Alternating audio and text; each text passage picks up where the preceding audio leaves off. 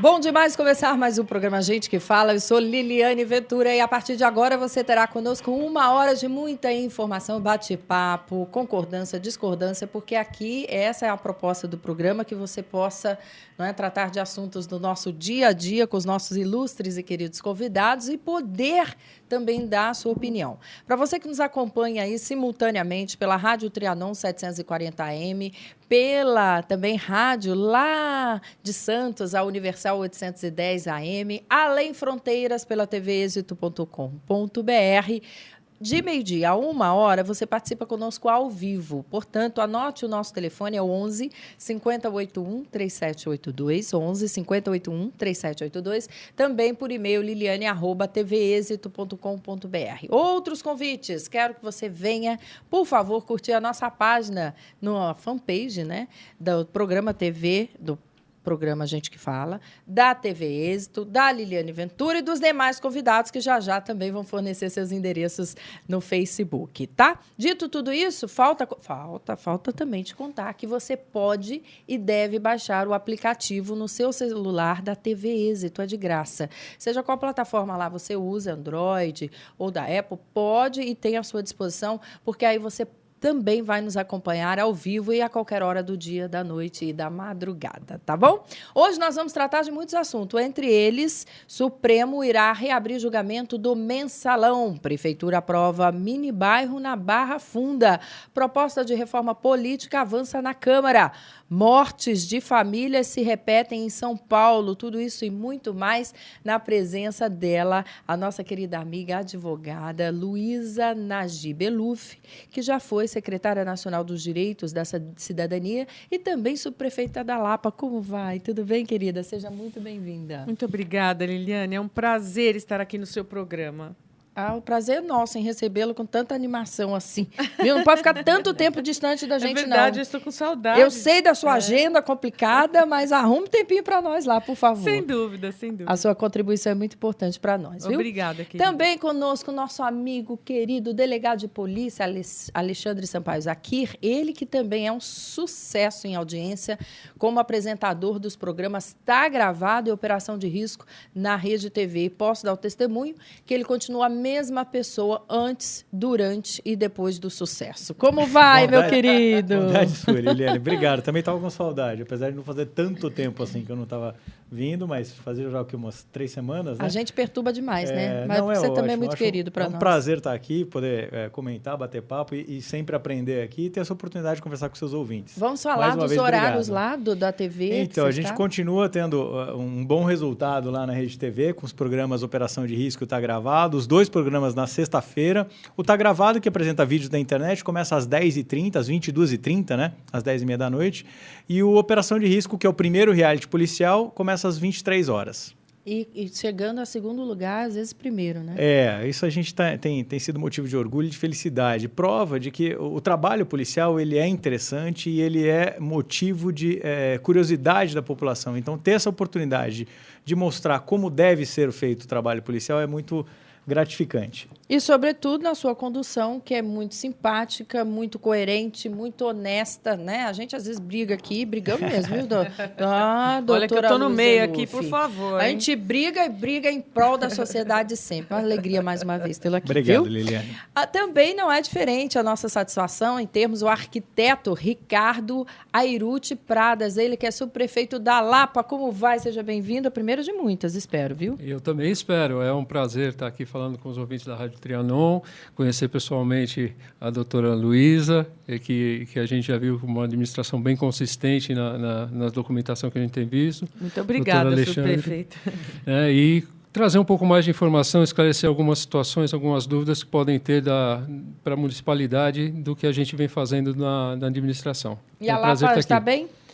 A Lapa é uma região com muitas demandas, né? Com uma série de demandas de toda ordem, mas eu acho que vem para somar, tem todo um arcabouço, conselho participativo nas subprefeituras. A gente vai comentando ao longo do programa, isso é bem importante, bem saudável que todos participem. Você que é da região da Lapa, aproveite a oportunidade, tem audiência aqui já com o subprefeito. Olha que maravilha, é só o programa Gente que Fala. 11 50 81 3782, mande os seus questionamentos sobre a Lapa, né? Você que é morador da região região da Lapa aí, que é morador de São Paulo, e também as outras questões do nosso dia a dia, quer seja de São Paulo, quer seja do nosso Brasil, muito especial lá de Brasília, né? Quer ver só? O Supremo Tribunal Federal resolveu reabrir o julgamento de 12 réus condenados no caso do Mensalão. O novo julgamento deve ficar para 2014 e pode haver reexame de provas. O jurista Ives Gandra disse que tanto a condenação inicial de alguns réus sem a existência de provas quanto o adiamento da decisão trazem aí uma grande insegurança jurídica ao país. Doutora Luiza Eluf, eu como leiga eu digo lamentável. E a senhora como jurista? Primeiro, eu gostaria de dizer que eu não vejo insegurança jurídica, não. Eu peço licença ao doutor Ives Gandra, advogado, mas, na verdade, o que nós estamos tendo é um julgamento aberto, televisionado. Os que foram condenados, eu acredito que não houve condenação sem provas. As provas estão todas lá. O Supremo Tribunal Federal tem ministros competentíssimos, sérios, que fizeram a avaliação das provas e chegaram a uma conclusão condenatória fundamentada. Então, não é insegurança, é o contrário. Para mim, o que nós estamos tendo aqui é algo inédito. O Brasil todo acompanhando um julgamento que, além de jurídico, além das questões técnicas envolvidas, também é um julgamento político, não é? E estamos também com a oportunidade que foi dada aos réus de uma nova apreciação dos seus casos com relação àqueles que tiveram 4 votos a favor das suas absolvições, mesmo que parciais, absolvições com relação a alguns crimes, mas o Supremo deu a oportunidade de uma reapreciação, de se avaliar novamente a prova, mas não vejo nisso insegurança, de forma alguma. Eu vejo que isso é uma garantia constitucional, é uma garantia que é dada a todo e qualquer réu no nosso país. Sabia que os embargos infringentes, eles não existem apenas no Supremo Tribunal Federal.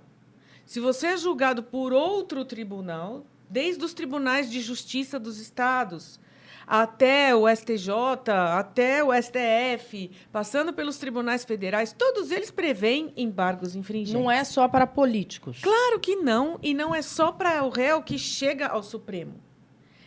É previsto no Código de Processo Penal que, havendo discordância entre os desembargadores ou os ministros que estão julgando uma ação, um caso, nós temos tribunais justamente para isso, porque mais de uma cabeça pensando podem sair conclusões diferentes, não é? E a lei mesmo entende que uma cabeça pensa pior do que várias. Então, coloca vários juízes para julgar o mesmo caso, a fim de que eles possam debater e, havendo discordância, uma discordância significativa, com votos contrários, que como foi o no caso do Supremo, 4 ministros votando de forma oposta à condenação, então deve ser dada ao réu a chance de uma reapreciação. Isso é o nosso direito. E acho que o Supremo está indo o mais rápido possível. Não é? A ação está sendo julgada com a velocidade, uma velocidade muito acima dos processos normais desse país. Uhum. Então, eu acredito que tudo está indo bem, nos conformes, e que nós não vamos dar margem a uma sanção internacional pela Corte Interamericana de Direitos Humanos. Estamos cumprindo o que manda a nossa lei e, principalmente, a ampla defesa prevista na Constituição Federal. Muito bem, você pode e deve concordar ou discordar da doutora Luiza Eluf e dos demais na mesa, como se estiver nos acompanhando ao vivo de meio-dia a 1h11, que é o telefone, né, de São Paulo, prefixo 5081-3782. 11-5081-3782. Vamos ouvir agora também o meu querido doutor Alexandre Sampaio Zaquia. Liliane, eu vou abordar essa matéria de 2 formas. Primeiro, analisando estritamente o que foi dito aqui pelo jurista Ives Gandra. Ele dizer que a condenação inicial de alguns réus sem a existência de prova, quanto ao adiamento da decisão, trazem insegurança jurídica ao país. É lógico que essa fala do Dr. Ives Gandra tem um peso, tem um peso, mas também deve ser analisada como uma fala de alguém que hoje é contratado para fazer a defesa dessas pessoas que lá estão, né? Então, tem esse viés. Ele hoje atua parcialmente. Ele é advogado daqueles condenados. Por isso que a gente tem que ter uma ponderação ao analisar que houve uma condenação inicial sem a existência de provas. Se aconteceu isso realmente é temerário e causa insegurança jurídica. Não é o fato. O fato é que houve uma decisão onde se foi feita a maioria. O que causa insegurança jurídica na sociedade é o não cumprimento da lei ou a demora excessiva para o cumprimento da lei. Essa é a primeira observação. Então, é uma fala parcial de alguém que é contratado para defender aqueles sujeitos que hoje estão figurando como réus, como acusados, né? Acusados. Segundo ponto de vista, o STF. O STF é um tribunal político, sim. É um tribunal político porque ele é composto por pessoas que são indicadas pelo poder político. O que não é ruim. O que faz parte do nosso sistema jurídico, né?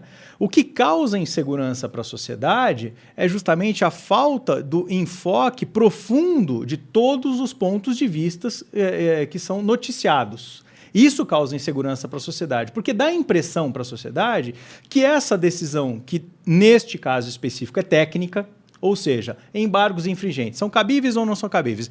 Este aspecto é um aspecto técnico e que o tribunal precisava abordar tecnicamente. E, deste ponto de vista, o ministro que deu o voto de Minerva, que acabou decidindo de forma final pela maioria, fez todo um fundamento técnico.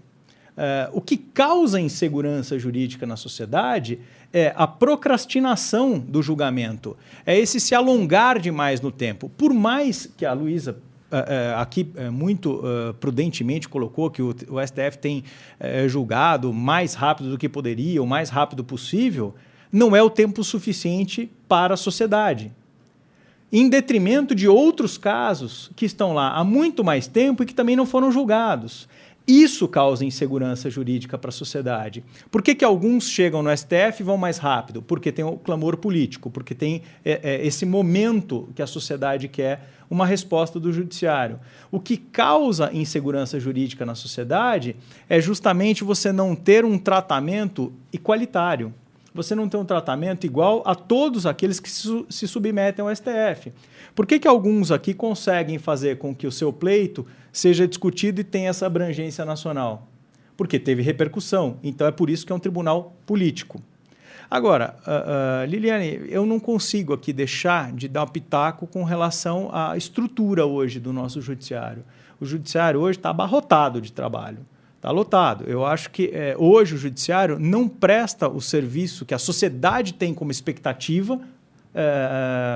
Ele não atinge essa expectativa na sociedade.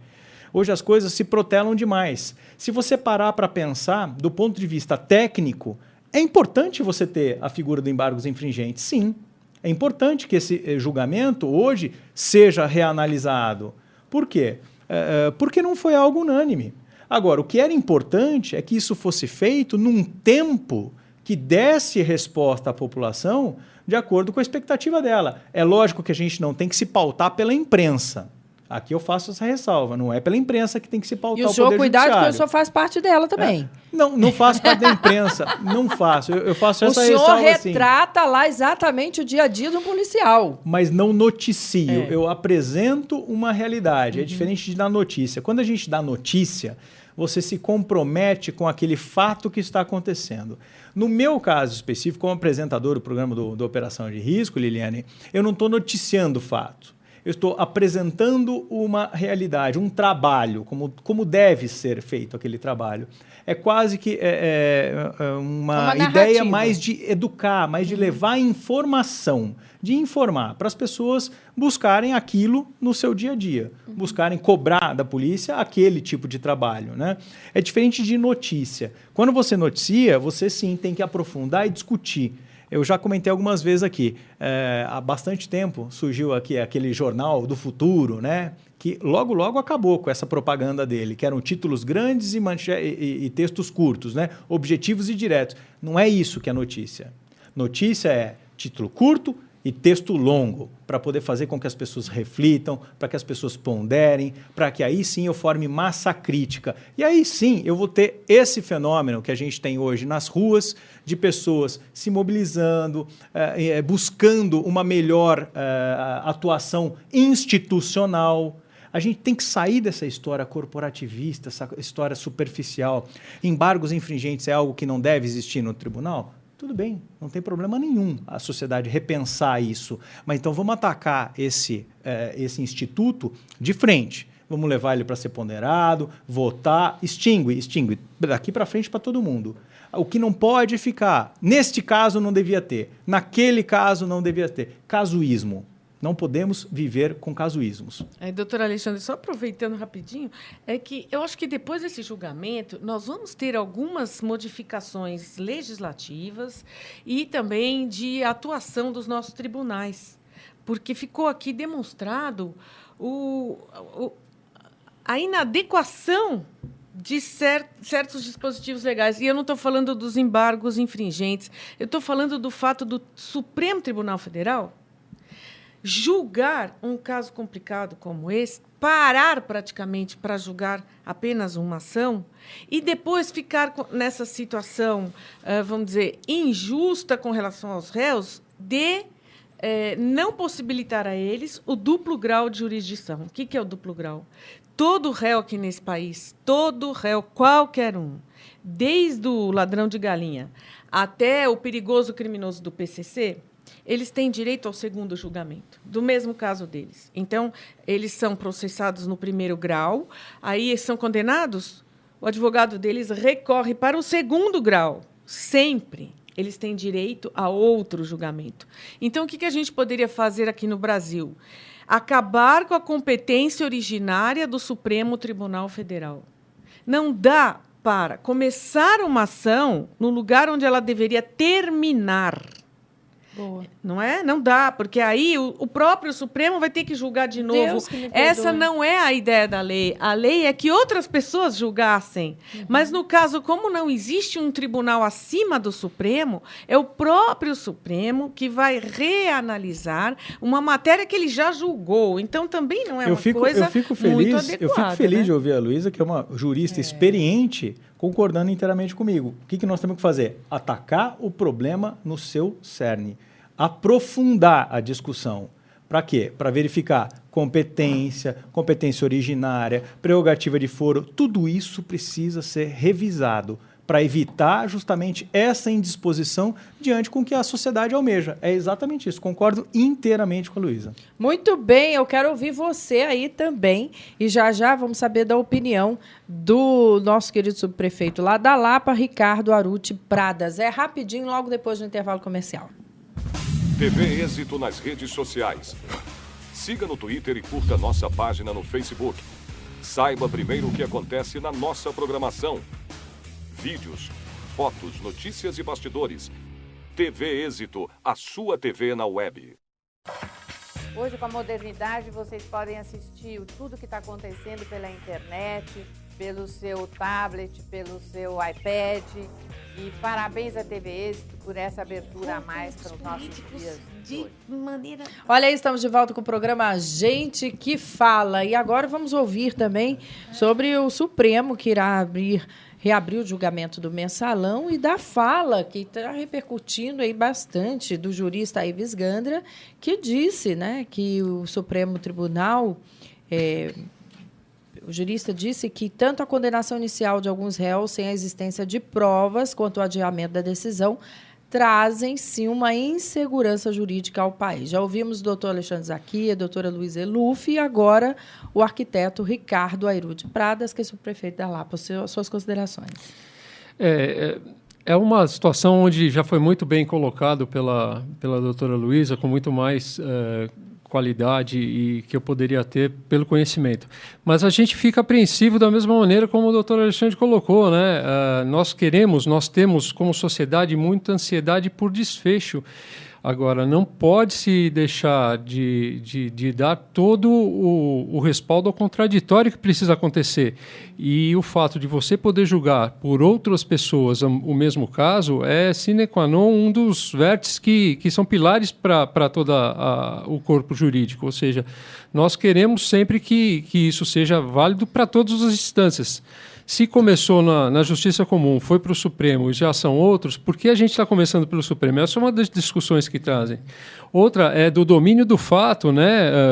Isso precisa ser questionado, o que foi alegado do domínio do fato e essa colocação de provas. Eu acho que é muito o que o doutor Ives Gandra está colocando, mesmo que sendo com o viés de quem está defendendo, é pertinente. A gente precisa considerar que esse domínio do fato trazido de outros países para cá precisa ser questionado em que opções, em que situações a gente vai utilizar, se há uma filmagem, se há alguma coisa que realmente traga isso como uma verdade sine qua non.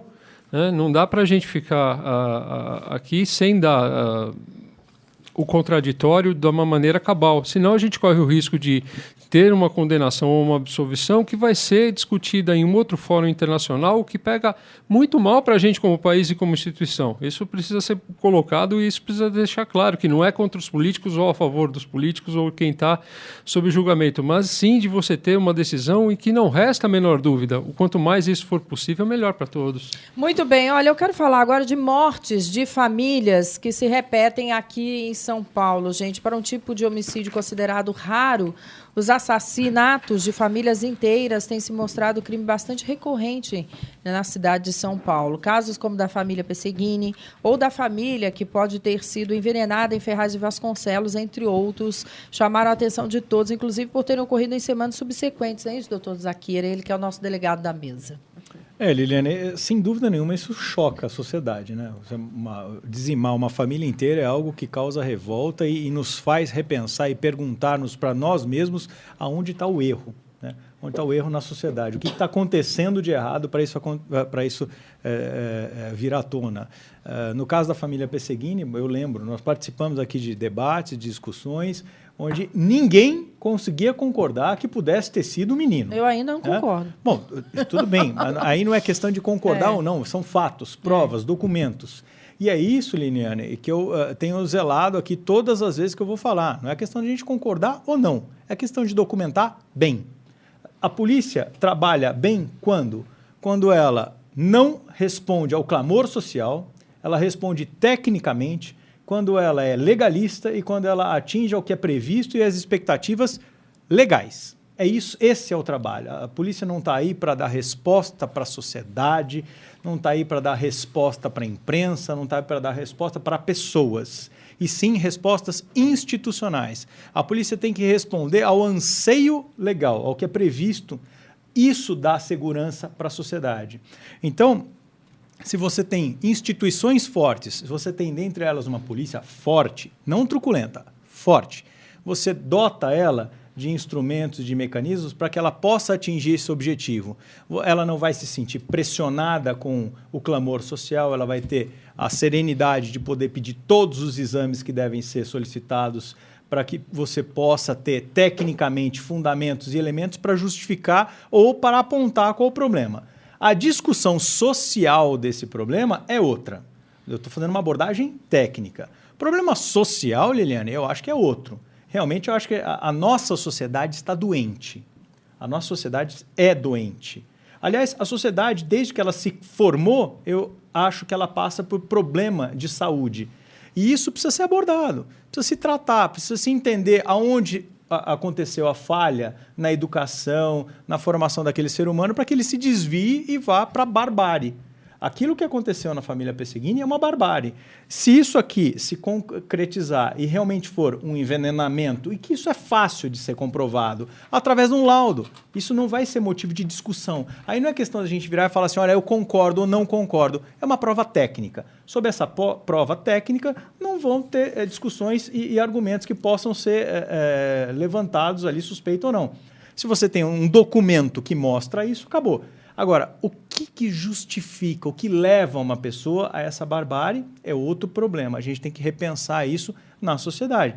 os valores, onde estão os problemas, o que gera esse desencadeamento. Tecnicamente, eu acho que tem trabalhado bem. E se não trabalha bem, tem que se pontuar aonde errou e se corrigir. Apontar o erro, expor o erro, mas em todas as instituições, não só na polícia. Eu espero estar viva ainda para... Concordo com tudo que o doutor Zaki falou, de verdade. Para dizer que a polícia trabalhou e continua trabalhando, nesse caso Pesseguini, e mostrar as evidências reais. Porque, enfim, vamos que vamos. Deixa eu saudar aqui também ele que está conosco, o deputado federal Milton Monte, filiado ao PR. Como vai? Tudo bem, deputado? Primeiro, me desculpo por ter atrasado um pouco, viu, Liliane? E é um prazer estar aqui junto com esta bancada de pessoas que tenho certeza vão engrandecer o debate. Muito bom. Minha querida doutora Luísa Lufi. Essa questão de crimes em família me incomoda muito, sabe, Liliane? Eu tenho até livros publicados sobre o assunto.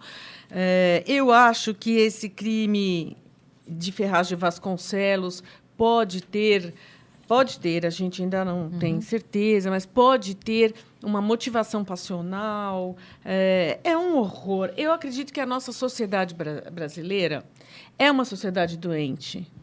E é muito violenta.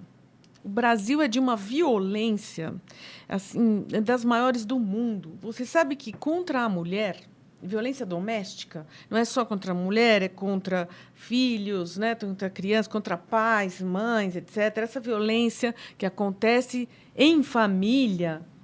O Brasil é o 7º país do mundo. Nossa, que ranking triste. Olha que coisa horrível, não é?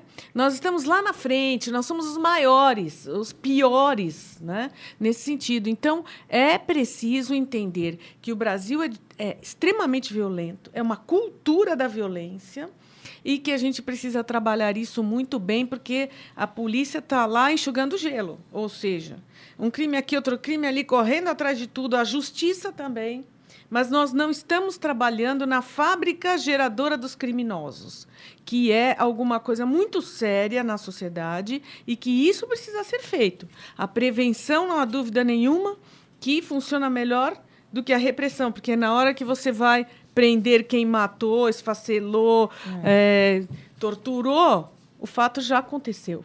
A gente quer mudar essa realidade. Falar em mudança, gente, deixa eu contar para vocês que, após as recentes manifestações populares, o governo e o Congresso se apressam para tentar viabilizar uma reforma para alterar as regras eleitorais no país. Entre as propostas apresentadas estão as consultas públicas sobre financiamento de campanhas, votos distritais e a realização simultânea das eleições municipais, estaduais e federais. É isso, deputado Milton Monte? Conte-nos aí. É isso. Eu queria dizer a respeito dessa questão social e dizer que nós temos uma desagregação da família, por vários motivos. E isso, na minha opinião, é a raiz de todos esses males, né? Nós vemos a juventude mais inserida na droga, na criminalidade, infelizmente, talvez por conta do pai e a mãe terem que trabalhar e ajudar no sustento da casa. A mãe não fica mais tanto com o filho, e isso, na minha opinião, tem sido o ponto, na minha opinião, principal. Quero também falar que estava ouvindo a respeito da questão da justiça, dos embargos infringentes. Eu só quero deixar uma reflexão aqui. Nós temos que aproveitar esse momento para discutir se o jurisdicionado tem recebido prestação rápida da justiça brasileira. Há assim, um mito que as pessoas que têm mais posse não vão presas. Mas não é isso, é que elas têm bons advogados. E o direito, como não é uma ciência exata, é uma ciência interpretativa, acha uma forma de arrumar um recurso, arrumar uma saída, olhar o problema com outro ângulo, e acho que o Congresso deve participar disso, mas também a Ordem dos Advogados, os tribunais, também devem participar. Porque, assim, quando alguém tem uma ação com grande possibilidade de vencer, ele quer que ela seja rápida. Se ele tiver grande possibilidade de perder, ele quer que ela demore bastante. Nós temos que fazer com que a justiça seja rápida, para que as pessoas acreditem na justiça brasileira. A reforma política, ela tem necessidade de ser feita. O país precisa mudar a forma de eleição. Eu tenho pontos que eu considero, de tudo aquilo que está sendo colocado pela mídia, pela opinião pública, mas nós temos uma questão constitucional. Nós não podemos mudar nada antes de um ano da eleição. Ou seja, até 5 de outubro nós temos que votar. Falou-se muito em plebiscito, vamos fazer consulta popular. Não haveria tempo. Na verdade, quando se colocou isso, era uma forma até de colocar uma situação que, na prática, não ia acontecer. Então, nós temos que fazer a reforma, a população deve cobrar, mas é preciso seguir as regras constitucionais.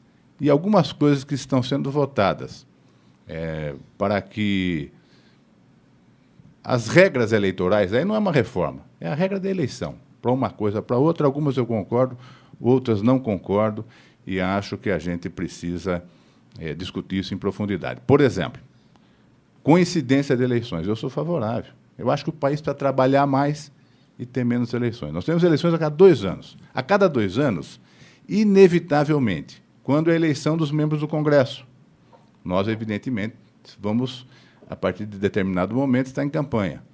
Quando as eleições são municipais, nós não podemos deixar de participar sob pena de sermos omissos nas nossas bases eleitorais. Então, no meu entendimento, nós devíamos ter eleições mais espaçadas, conjuntas, e o país teria tempo para poder se planejar, se organizar e trabalhar. Uma outra questão, quando o prefeito entra, está na metade do mandato do governador e do presidente da República.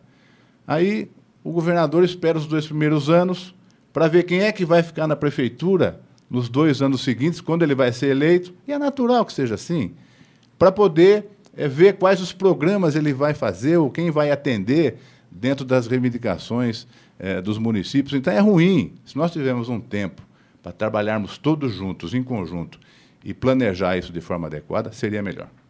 Muito bem.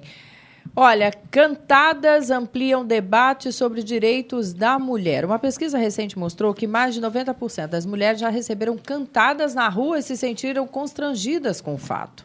Para a Secretaria Nacional de Enfrentamento à Violência contra as Mulheres, Aparecida Gonçalves, na medida em que as mulheres têm de ouvir o que não querem, o ato pode ser configurado como assédio moral e sexual. Vamos ouvir, né, a debatedora da mesa, a doutora Luísa Eluf. É quem tem mais condições de falar aqui aí, o que na ela mesa. pensa. Eu penso o seguinte, cantada é uma coisa ampla. Então, existem elogios, formas de abordagem que não ofendem a mulher, que são feitas com educação, com gentileza e que agradam, em geral, né? Então, esse tipo de abordagem não é problemática. O que irrita é a chamada cantada agressiva, aquela que a mulher não gostaria de ouvir e que ela se sente mal quando submetida a certos comentários. Uhum. Então, esse tipo... Que acaba sendo quase um assédio, né? Não, é assédio sexual. Isso é crime. Você pode ir para a delegacia, se tiver prova, se tiver testemunha, vai para a delegacia, só que tem que saber o nome, endereço, a identidade do cantador. E aí que tudo fica difícil. Se você vai lá conversar com ele, já está achando que você está dando trela. Não, imagina, você fala assim, por favor, me dá aqui seu nome, telefone, que amanhã eu te ligo. E aí vai para a delegacia. Pode ser, né, uma forma, porque é difícil mesmo. O que essa cantada desagradável provoca na mulher? Um desconforto. Durante muito tempo, se falava aqui nesse país e em outros países do mundo que mulher não podia sair sozinha na rua, que mulher não podia entrar em bar, mulher não podia isso, mulher não podia aquilo. Então, a vida da mulher era cheia de restrições porque o homem não a respeitava no espaço público. Hoje, as mulheres estão se impondo, falam, olha, eu vou sair e você que não pode me agredir ou me insultar, me ofender, falar coisas pesadas para mim. Mas ainda estamos num processo de transição.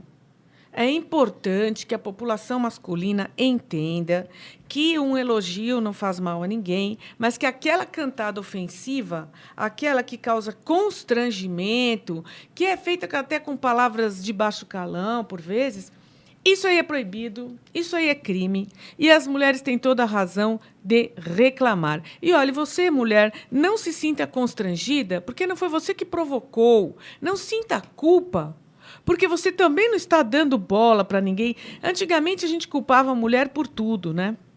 A culpa não é da mulher, é tudo, sim. Foi estuprada, mulher que deu mole sua. lá, né? Deu mole lá e o pessoal... Você dá mole para quem você quiser, você não dá mole para quem você não quiser, porque você tem direito à sua vida sexual.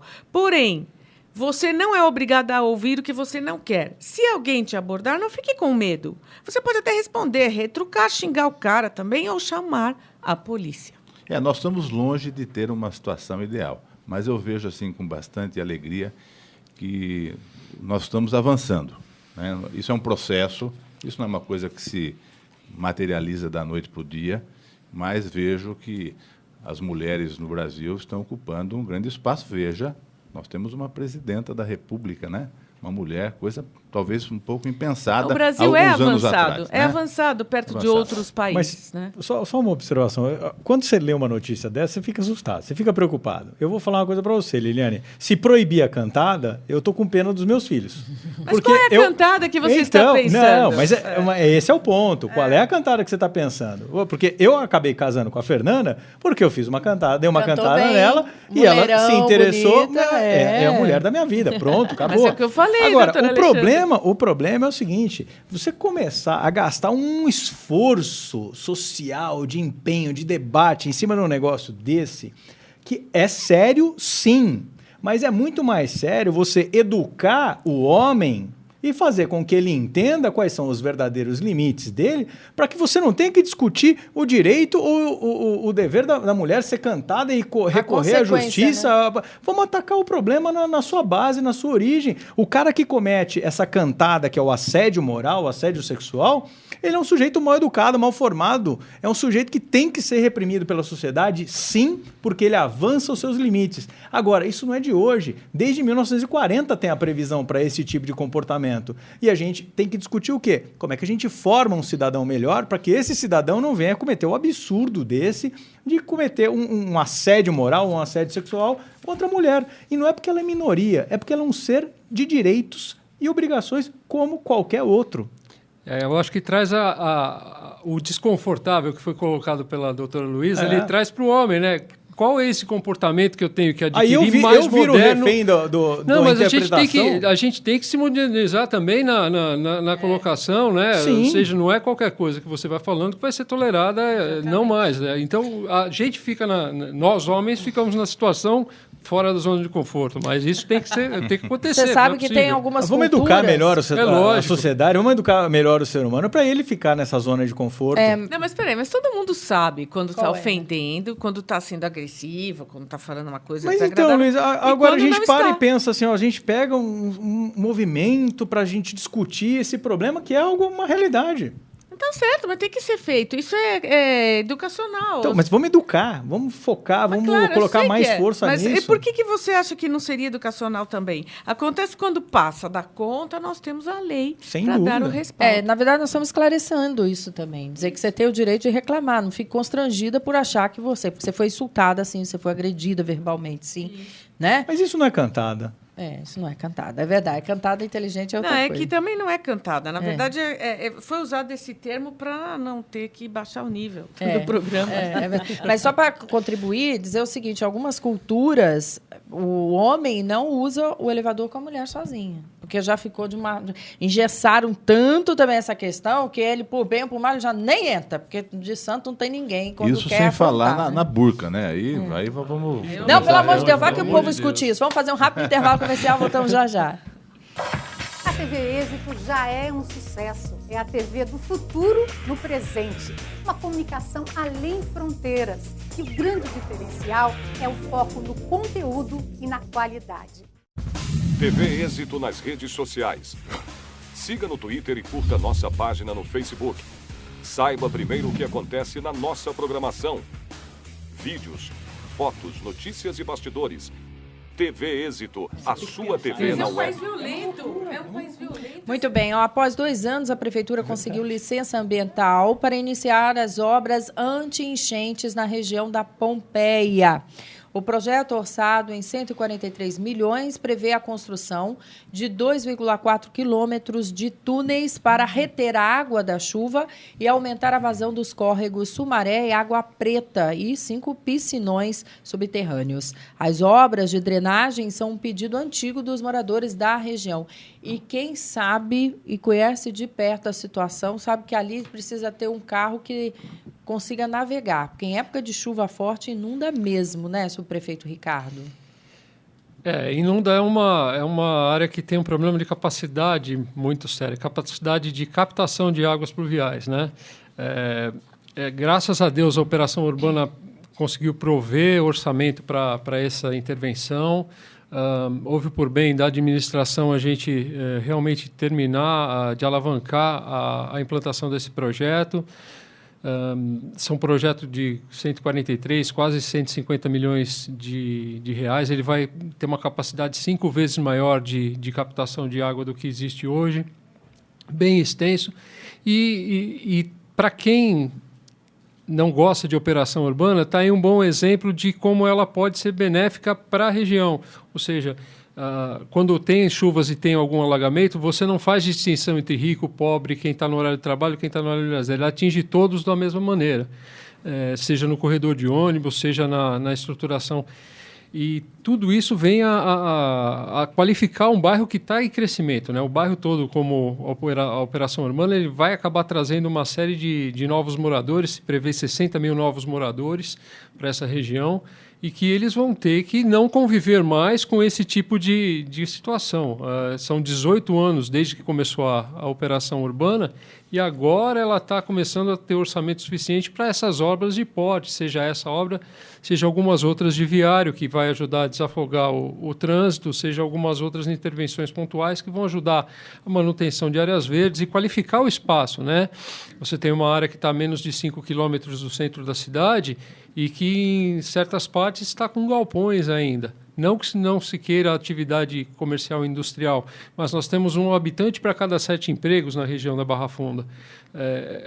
Querer trazer o morador para perto de onde tem emprego. Isso melhora a mobilidade como um todo. Então, todas as obras que a gente conseguir alavancar via operação urbana, elas são excelentes. Está aí o novo projeto de lei para ser votado, o projeto de lei 505 na Câmara, que está quase terminado, que ele vai acabar trazendo mais insumos e mais orçamento para todas essas melhorias e para melhorar a cidade como um todo na região. Então, é uma obra de suma importância. Tem uma data, subprefeito, para início das obras aqui? Eu acho, só para já responder uma vez só, tá.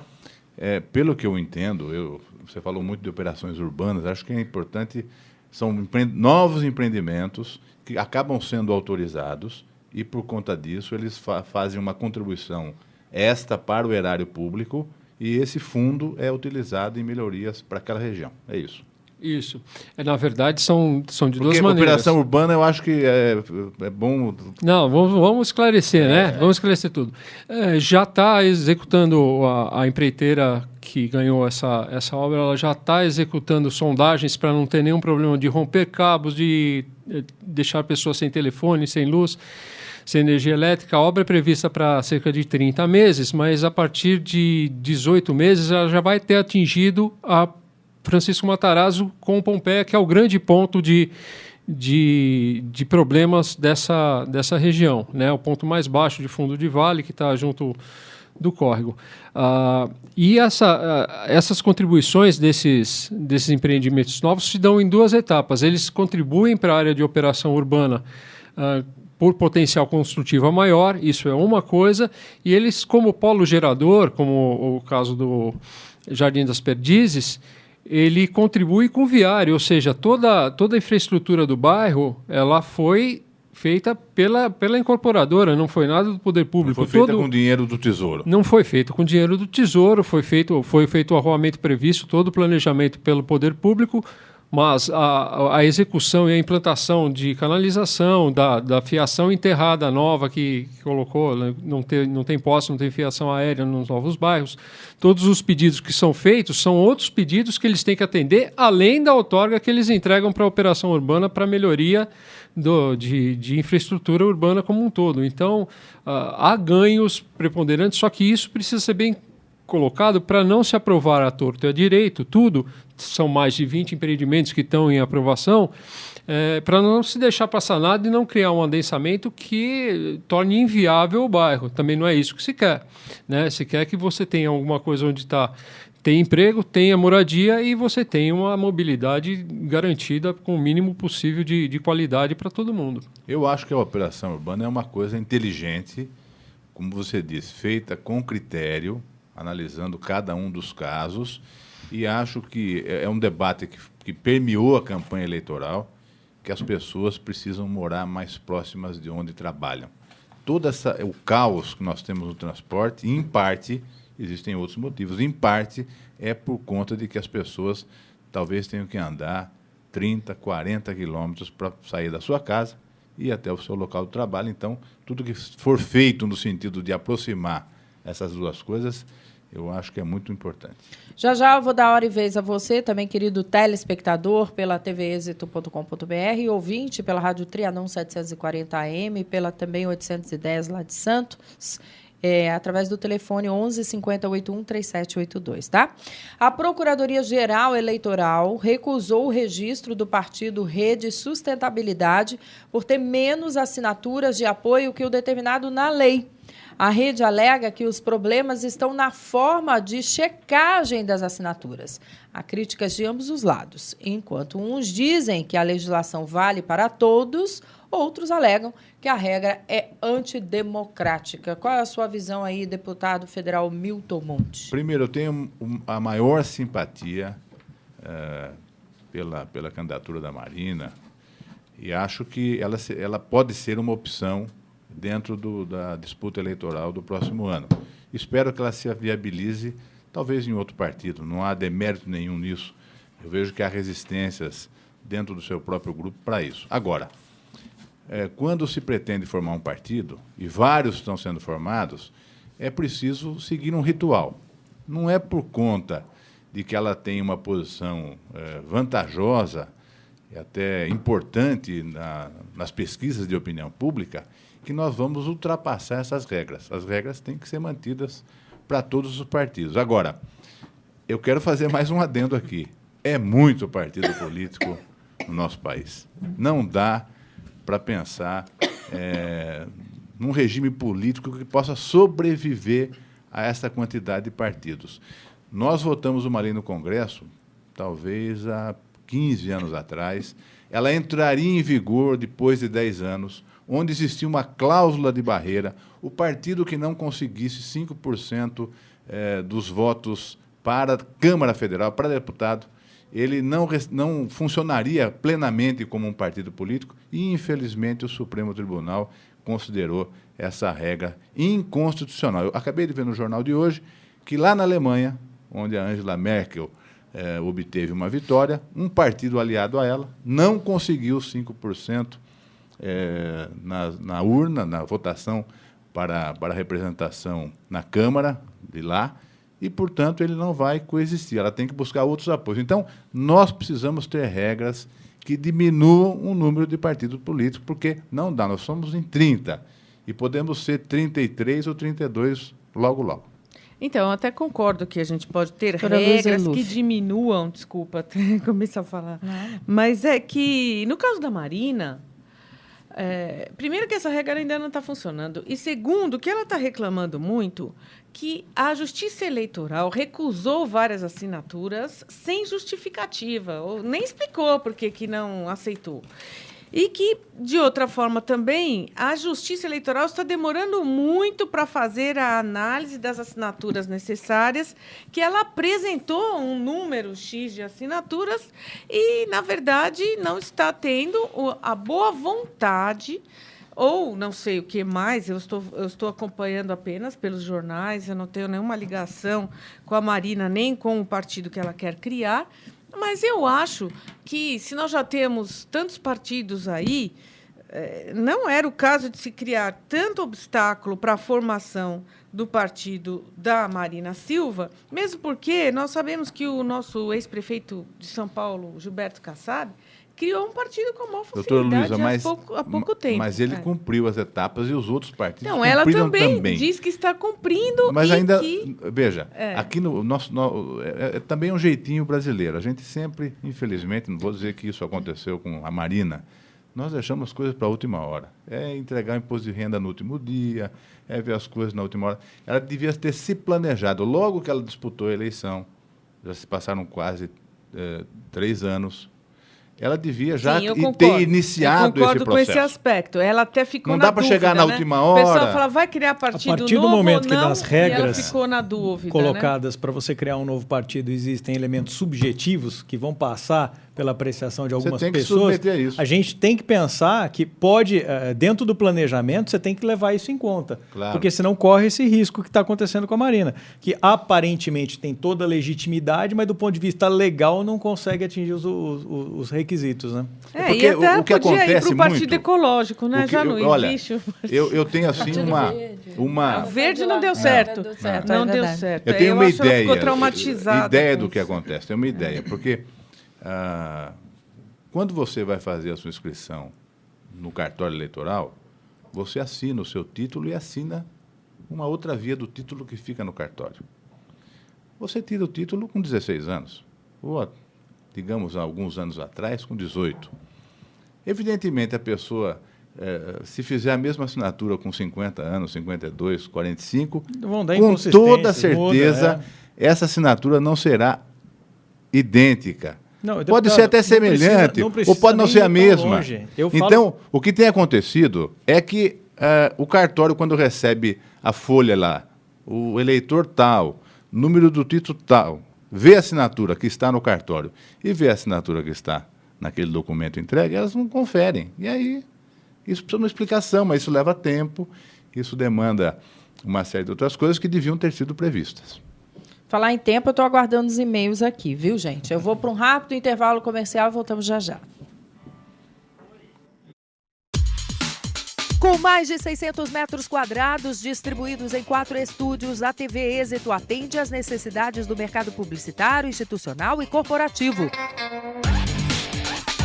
Produzimos vinhetas, programas para rádio, TV e web, campanhas políticas, videoaulas, coberturas de eventos com transmissão ao vivo. Em nossa estrutura, estúdios com cenários físicos e virtuais, equipe e equipamentos que atendem à exigência do cliente.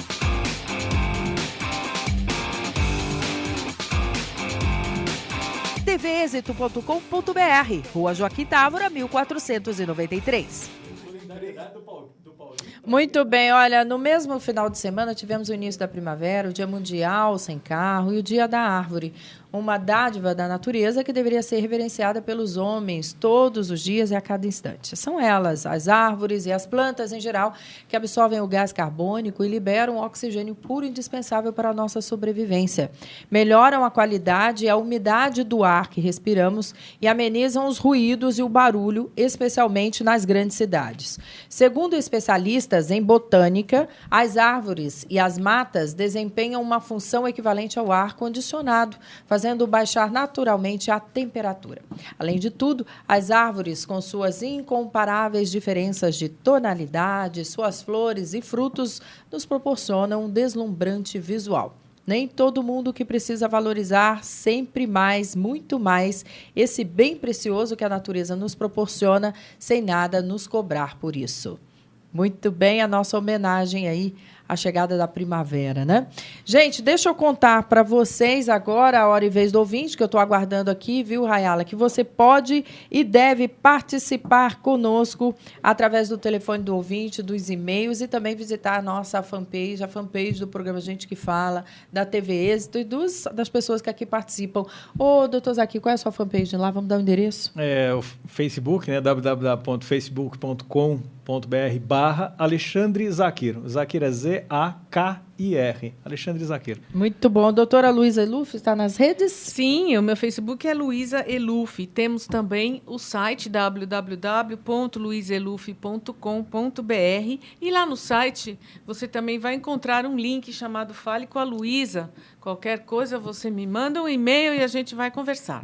Muito bem, vamos saber dos demais aqui da mesa, como também o subprefeito lá da Lapa, o Ricardo Aruti Pradas. Está na rede? Estou na rede, tem o Twitter, tem o Facebook, está como Ricardo Pradas. Lá tem uma série de identificações minhas como subprefeito. Às vezes eu aceito qualquer pedido de amizade lá, a gente vai falando sobre o bairro, sobre a cidade. E também tem a página da prefeitura, da subprefeitura, que a gente pode receber os e-mails que são mais técnicos para alguma demanda. O deputado federal Milton Monte? www.miltonmonte, com i no final, .com.br, e lá existe um espaço para que a gente possa trocar informações, receber sugestões, críticas, enfim. Muito para a população bom. participar. Luísa, uma xará sua aqui do bairro Sol Nascente, quando fala em condenação e absolvição, o que importa é o dinheiro? Não é bem assim. Nós temos algumas pessoas que se beneficiam, sem dúvida, de poderem pagar bons advogados, e esses bons advogados cobram muito caro. Então, claro que nós já tivemos aqui nesse país vários exemplos de pessoas que deram baile na justiça através dos seus advogados. Mas também não podemos esquecer que existe a Defensoria Pública, e aqui em São Paulo, eu devo dizer a vocês que a Defensoria Pública é muito boa. São advogados e advogadas concursados que defendem gratuitamente aqueles que não podem pagar, principalmente na área criminal. Então, se você precisa e não pode pagar, nós temos atendimento na Avenida da Liberdade, número 32. Nós, que eu digo assim, a população, né? Eu não sou da Defensoria, mas existem lá várias advogadas e advogados à disposição da população. Muito bem, acabou o programa? Acabou já? 1 hora? É isso? Muito bem, a gente fica por aqui, lembrando que tem a direção geral do jornalista Fausto Camunha, produção Zenilda Salvato e toda a equipe que trabalha com o maior esmero para que você tenha todos os dias um programa de muita qualidade, ao meio-dia, ao vivo e a qualquer hora do dia, do noite, da madrugada na tvexito.com.br. Um beijo a todos e até o próximo programa.